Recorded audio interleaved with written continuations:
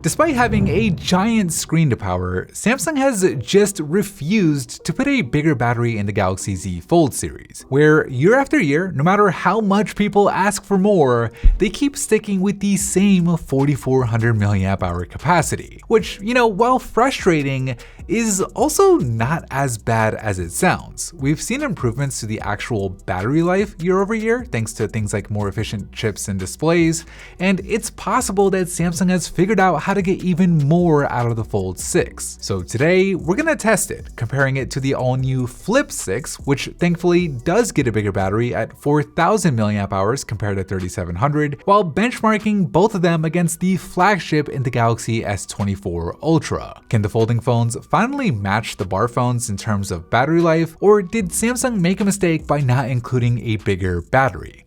Let's find out.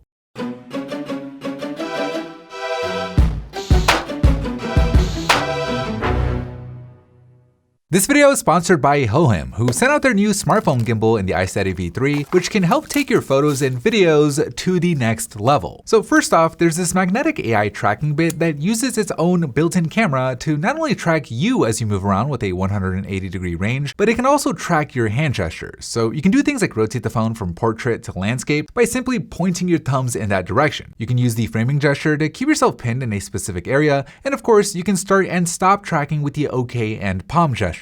Now, what I really like about this setup though is it doesn't rely on your phone's camera for any of the tracking. It's all done with that built-in camera, meaning you can use your phone with whatever app that you want, not just Hohem's, but you can use apps like Snapchat or your phone's native camera without even needing to pair it via Bluetooth. But the big question with any gimbal though is how good is it at stabilizing your footage? To test it, we programmed our robot to shake in the exact same way, once with the Galaxy S24 Ultra on its own, and once with the gimbal, and as you can see, with the 3-axis stabilization, it's pretty much night and day, which, speaking of, that built-in fill light can really help you out in those low light situations, especially since you can tune the color temperature however you like. The whole thing is controlled with this detachable remote here, which means you can get the shot just right even when you're at a distance, with these little feet at the bottom pulling out and the extension rod pulling up, making this gimbal perfect for when you're shooting videos on your own. I'll be dropping all the links and info you need down below.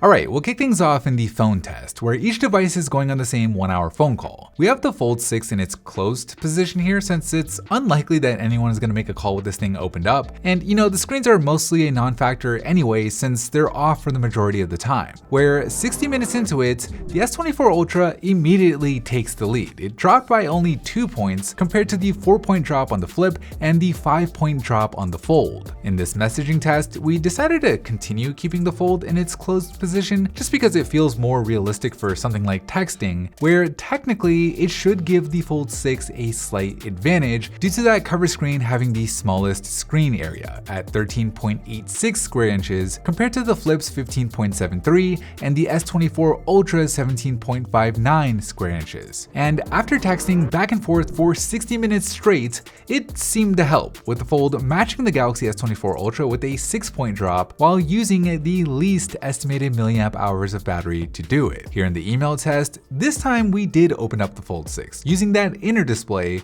which now means it'll operate at a slight disadvantage with it having significantly more screen real estate to power, with the Fold's inner display being 62% bigger than the S24 Ultra's. But after an hour, it actually didn't do that bad. The S24 Ultra did the best, dropping by only 5 points, but the Fold, despite its bigger screen and its smaller battery, only did 1 point worse, matching the performance of the Flip. So not a bad result for the Fold 6 there. We'll see if we can keep it up in this browser test, where each phone is cycling through the same set of websites every 30 seconds. Now, this task is definitely the most processor intensive one that we've done so far, but all 3 phones do have that same SoC under the hood, so I don't expect there to be a major difference. But boy oh boy was I wrong. The folding phones both did significantly worse, consuming nearly twice the amount of percentage of their batteries batteries compared to the S24 Ultra, which I really don't know why that was the case. It wasn't just because of the smaller battery, since they both also had higher milliamp hour usage. But then again, these battery percentage indicators are only estimates and they don't necessarily drop in a linear fashion.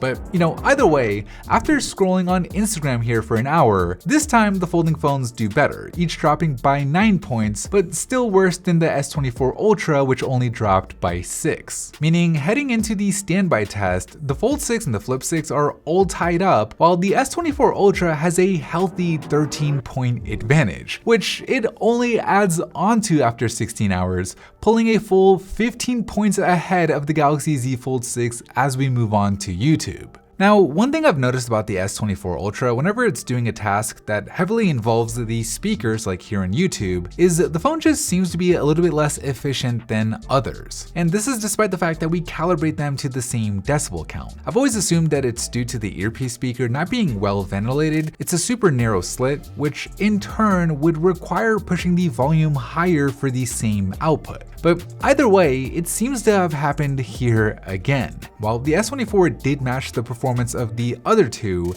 it technically used an estimated 450 milliamp hours of its capacity compared to the 360 and 352 milliamp hours on the Flip and Fold respectively. So a pretty big difference. In this gaming test, the speakers are still active, but they're not outputting anywhere near the volume they were in YouTube. So I expect the S24 Ultra to go back to outperforming the other two, since the Fold 6 has that massive screen to power, while the Flip has its smaller battery. And after an hour, it looks like that was the case. The S24 Ultra only dropped by 8 points compared to the 11-point drop on both of the foldables. Meaning, once again, the Flip and the Fold are all tied up as we start working on maps, while the S24 Ultra is kind of running away with it. Now, this maps test isn't too intensive. We're just simulating navigation with GPS turned on and each phone actively searching for traffic information, where after an hour, that trend continues. The S24 Ultra only drops by 6 points, which the Fold 6 is actually able to match, probably due to using its smaller cover screen,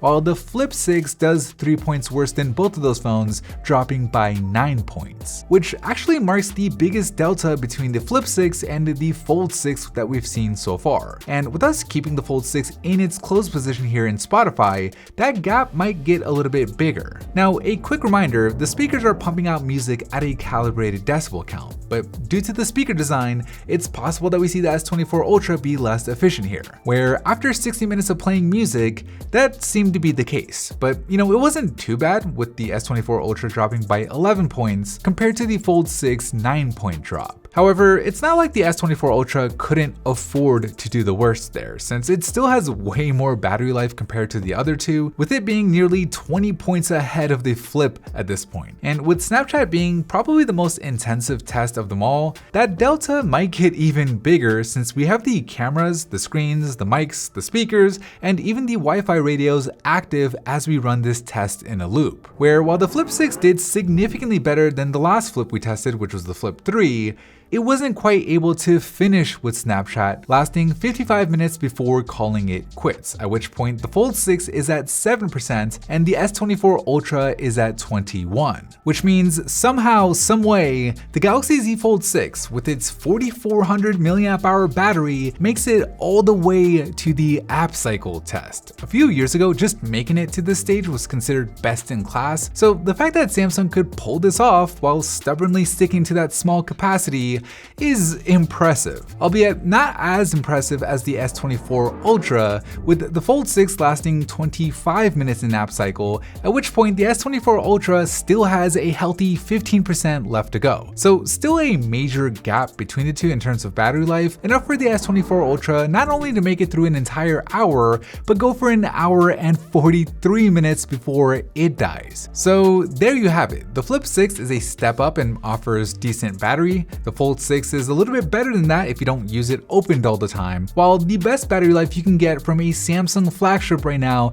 is still the Galaxy S24 Ultra. Anyways, that is it for me in this video. Thank you for watching, and as always, I'll see you in the very next episode.